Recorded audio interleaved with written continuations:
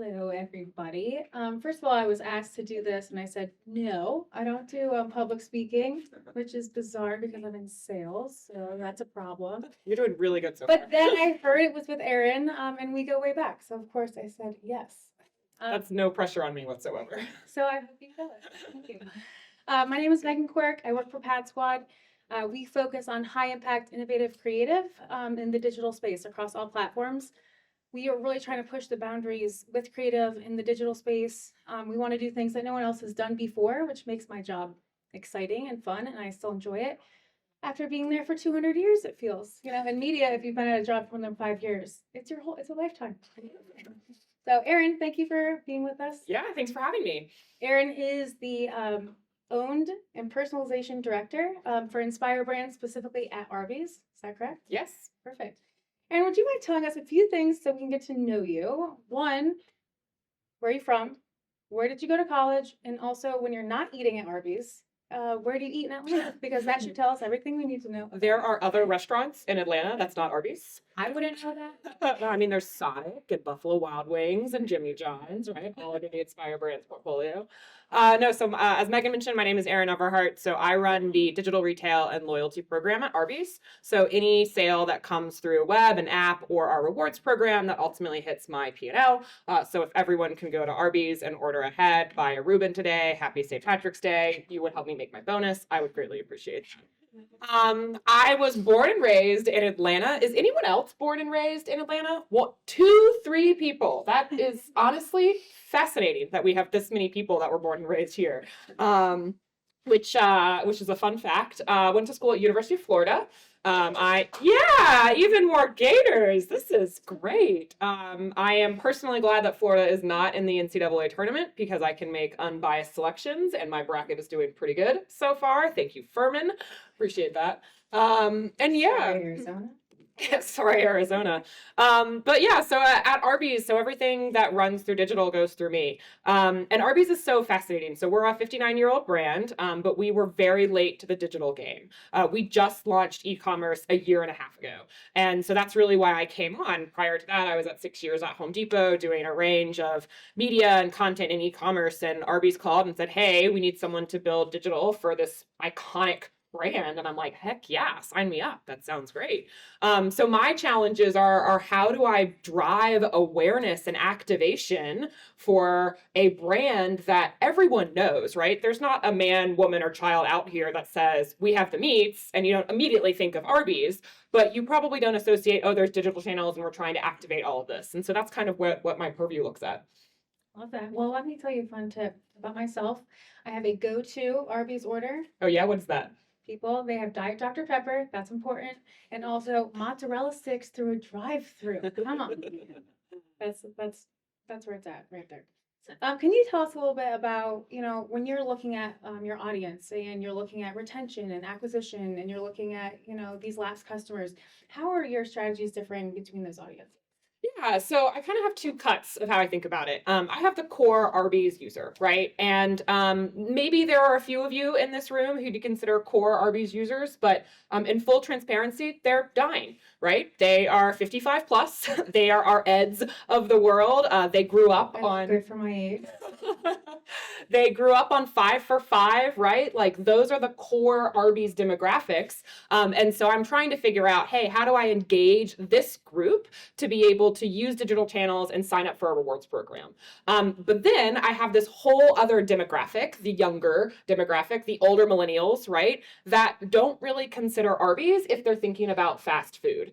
They think about Chick-fil-A. And I'm not up here saying like, I want you to eat Arby's every single day. Like please actually don't eat Arby's every single day. Like I'm not recommending that. But when you do think about fast food, think about Arby's. And so we have this branding problem where our core audience knows us and everyone knows the name Arby's, but we're not cool or we're not hip or we're not craveable, where people don't crave roast beef sandwiches like they crave fried chicken. So I have different strategies based upon, am I trying to convert my core audience who goes into the restaurants like on their lunch break to be able to get that Arby's to use our digital channels? Or am I trying to like make Arby's cool again to the younger, older millennials, right? And so within that, I start thinking about, okay, Are you new to Arby's, right? Have you never eaten there before? And has anyone in this room never eaten at Arby's? And it's okay. I will not be mad. So there's one person, thank you for being honest. I do. I'll send you a coupe later. Right? So all of you guys have eaten Arby's at some point. Who has eaten Arby's in the last year, though? Right? A few more. So we have this retention problem that we're trying to think about. Everyone knows who we are, but no one considers us as part of their set. So I think through, okay, why haven't you come in the last year? What can I do to be able to drive one more visit for those people? What can I make you do to consider Arby's when you're saying, hey, I kind of feel like fast food today? And that's where I go into, are you a new customer? Are you lapsed, right? Have you not visited within the last 12 months? Are you one of our light customers? It's interesting because like Arby's, the average customer only visits 4 times per year. Like we're not an everyday type of fast food brand like McDonald's is. You're not going to come in here and get your coffee and your Egg McMuffin and go about your day on a weekly basis. We're premium. We are a premium type of QSR. And so that's like, hey, I don't want you to come every day. Just come one more time or spend one more dollar or get one more order of mozzarella sticks on your beef and cheddar. Piping hot. They are very good. So how do you do them? What are the channels in which you're doing that? You talked about rolling out new, digital channels and mediums. What mediums are those, and then how are you measuring that? Yeah, digital is a huge activation for us for a couple of reasons. One, Arby's is a 40% cash business. And as a digital marketer, that is my kryptonite. Like, I know nothing about you if you pay in cash. You're useless to me, right? So I'm trying to convert these customers to digital channels where I can understand their behavior, I can understand what they're browsing, and ultimately I capture their credit card data and I capture their user information, and then I try to convert them to sign up for our rewards program. All of that customer data I could market to them future, right? Marketer's dream. That's my gold star right there. What I love about Arby's is that we are very fun and we lean into the humor and we can make fun of ourselves and we just naturally have a very fun product to market. Prior at Home Depot is one of the sophisticated, most marketing organizations I've ever worked for. Fun is not an adjective I would use to describe Depot, right? Like there's only so many ways that you can say mulch. I've tried.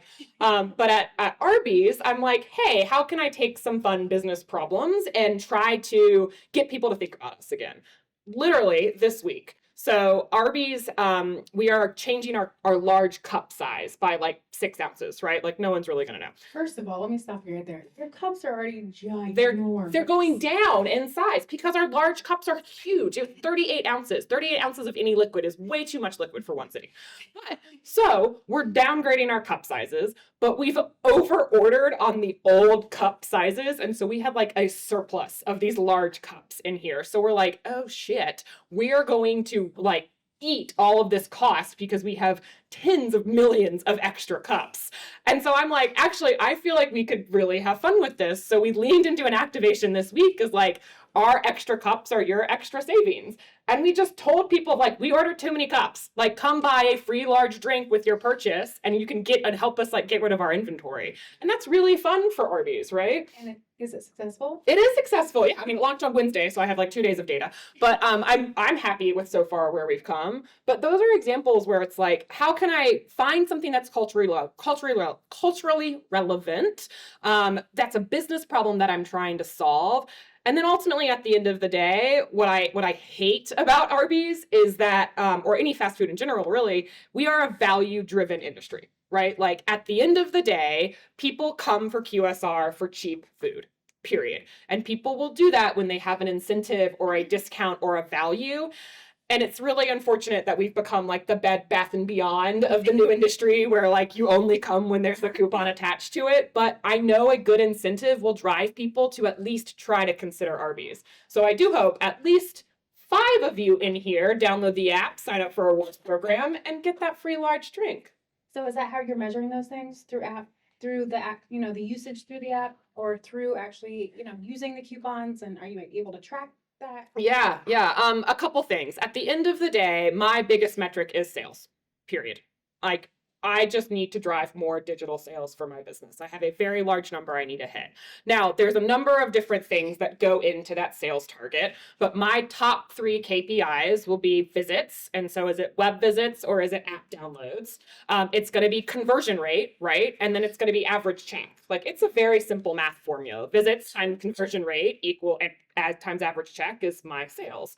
So help me impact one of those 3 levers, and that's how a good partnership is successful, right? Now, obviously, I'll look at, hey, what is the redemption rate of this coupon? What's the profitability in here? How much am I giving away? What is the food cost of the order stuff? All of that goes into the math equation. But at the end of the day, it's like visits, transactions, and average check is the only thing I care about. And I would assume all those things matter. Loyalty matters, for all of those. We need people coming back to be able to drive those sales. So talk to me a little bit about how you're driving loyalty across your platforms, and the values you see in that. Yeah, I have a hot take with loyalty, and I'm interested to see where this loyalty nets out. Loyalty to me it's trendy right now, right? I feel like everybody has a loyalty program. Like, how many loyalty programs are you guys involved with? Like, yeah, this guy has 10, right? I'm imagining you guys are involved in a lot of different loyalty programs. And so in my head, I'm like, okay, what does the consumer consider themselves to be loyal, right? Like, if my average customer only comes to Arby's 4 times a year, would they consider themselves loyal? Would they say, wow, I am like the highest Arby's customer there is? And I don't know if they do. Like, I don't know if I have the highest customer frequency to think about that. So what that means is I've had to kind of pivot my way to think of, what is it that will make you just come one more time, regardless if you're a loyalty member or not? And what I find is interesting, I'm kind of pulling this from the hospitality area, is loyalty is all about a matter of choice, right? Is what is loyal and what is beneficial for you is going to be different for me and Megan and everybody else. And so instead of this idea of like, you earn points and then it's 100 points for a free classic roast beef sandwich, I'm kind of toying this idea of like, well, how can I just give them something generic that's going to be applicable based on whatever it is that you want to order that day. Like, and I think about hospitality is like, if I'm a business traveler, I have very different desires and benefits than if I am a personal traveler, right? Like, if I'm a business traveler, like, free breakfast doesn't matter to me. It's like, I'm just going to put it on the company card. But like, I want that choice if I'm a personal traveler. So how can I integrate that into your fast food order that may or may not change on a regular basis? Interesting. I mean, to think about loyalty as subjective, it's interesting. Yeah. So talk to me a little bit about, what are you excited about? It could be in the industry in general, or it could be something that you're looking forward to doing at Arby's specifically.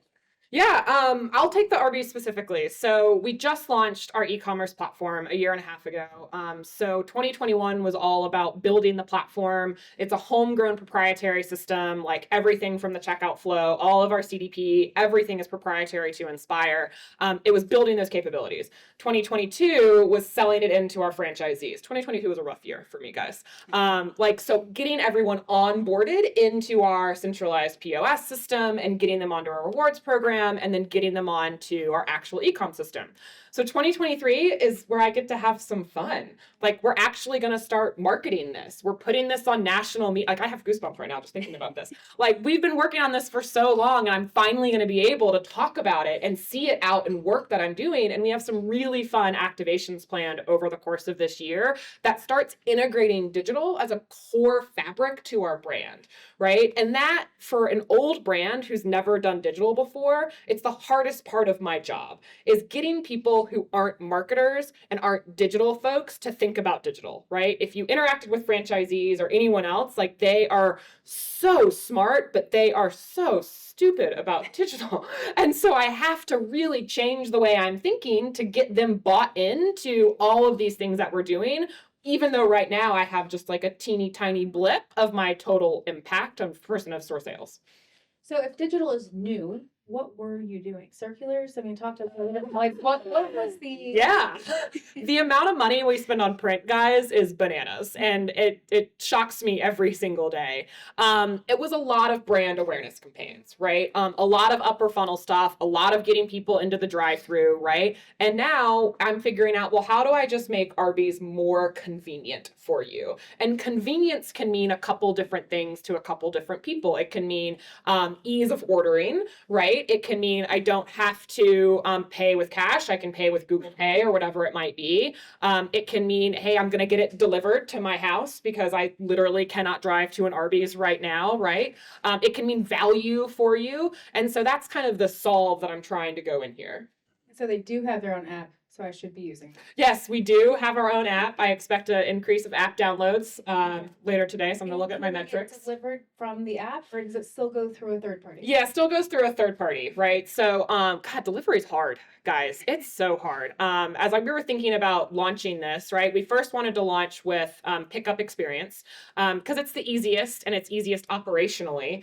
But delivery is hard as I started thinking about like, oh shit, what do refunds look like? And I'm like, I don't want to tackle that problem or like the guest support solve for it, right? And honestly, like who can deliver hot fries? Like, has anyone solved that problem? I think we could all be billionaires if I solved that one particular thing. But yeah, so that's where we're at. Awesome. All right. Well, since we're shifting towards the digital, landscape, are you guys thinking about attention metrics at all? Obviously, that's been a hot topic right now, measuring attention, almost taking the place maybe of viewability in some instances. Is that on your roadmap? What is attention? So, attention is. I want to get back to you on that. No, but it's a new way of measuring, are people actually seeing the ad and how much time are they seeing the ad? There's a lot of different metrics that are going into this new metric because especially in the mobile world, how valid are the old school the DPs and the IIS and how we're actually measuring those things? So if you talk to Joe Freed yesterday, so he's our VP of Biddable Media, he would probably say, yes, we're so interested in attention. We want to make sure that people be able to see the ad, that they're engaged in the ad. On the business side, again, all I care about is sales, right? Like, did you drive me sales? Great, let's move on. Let's talk about what we can do next. Someone thought if sales is going on. Yeah, exactly. All right, so one of the things I was going to ask is, can you say for sure if the 5 for 5 deal is coming back or not? Maybe is this being recorded? All I will say then is just mark your calendars for National Roast Beef Day. Done. Do you know when National Roast Beef Day is? It is June 12th. Perfect. The day after my birthday. Yeah. Party people. It's just for you, Megan. How did I know that? That's amazing. Well, thank you so much for being with us, Erin. Do you guys have any questions? Yeah. How much influence do you have over the menu? And is everything available in store, available on the app? And how do you help with scroll fatigue if that is the case? Yeah. Oh, love that question. I don't have a ton of impact in the actual like products that we are putting out. We have a whole culinary team that is dedicated to figuring out what are the flavor trends that is coming up. Sweet heat and hot honey are the hot flavor trends of 2023. If anyone was interested, this is what I spend my time on now. And so they figure out what are the right product offerings. How do I mix SKUs that we already have in our menu, make these different products? It's really fun to taste. Like that's probably the best part of my job. But your point of online only is absolutely an area where we're interested to exploring.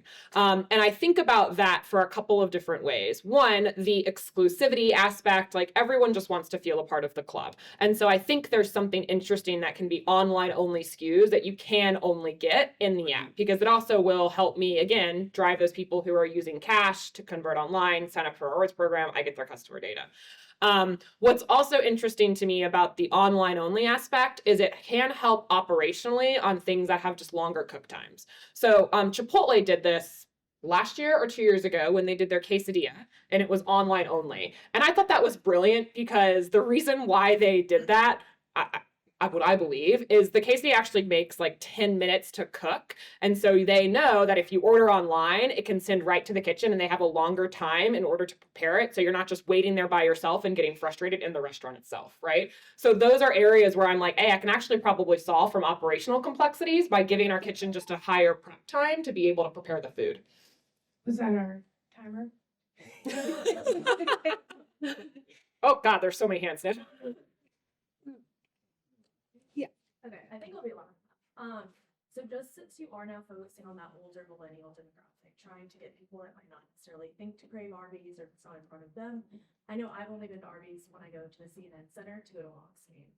So like, So I feel like there's a partnership, right? like those key moments, I've only gone during that and then continuing to retain me. Do you think about key moments and making Arby's a part of specific seasonality or those tentpole event moments to then gain that loyalty down? Absolutely. I think there is a way that I can, if you're not going to be loyal to Arby's specifically, how can I tag into something that you are loyal to and then incentivize you that way?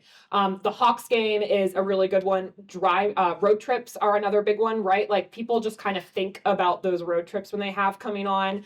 So those are kind of moments that I'm thinking of. I'm also like, in my head, I have this idea of a really brilliant marketing campaign. You guys are going to laugh. That's called Arby's Gives You Gas, which is funny because it does, but it also like gives you gas cards, right? So I'm like, how can I get something that I know that you need on a regular basis and then make you consider Arby's as like a subsidiary part of it? Self-proclaimed brilliant. Right. Yeah, I think it's brilliant. No one's bought on yet, but one day. Erin, I'm John's business partner, so do not give him Arby's. He's already gassy.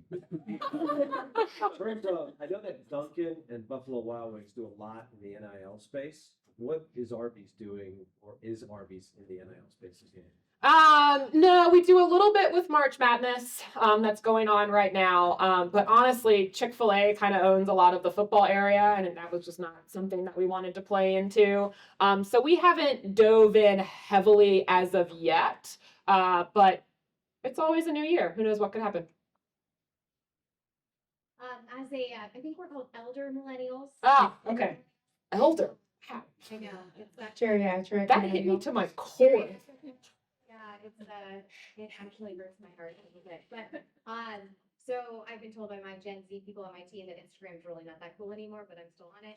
Do you watch like the TikToks on Instagram, like the elder millennial? Okay, cool. We can talk after. I don't have TikTok, but I watch TikTok and Instagram. But anyway, what are you doing? I know you're working to engage that audience. You know, I haven't had Ari's in over years, sorry.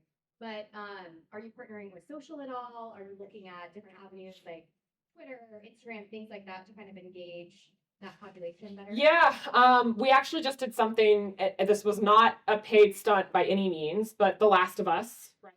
If you guys all watched the show, if you haven't, then Nick Offerman made a really sweet call out to Arby's in one of the like second or third shows in there. We did not plan this. It was not paid, but we really leaned into it, right? And we're like, okay, how are we going to be able to take this?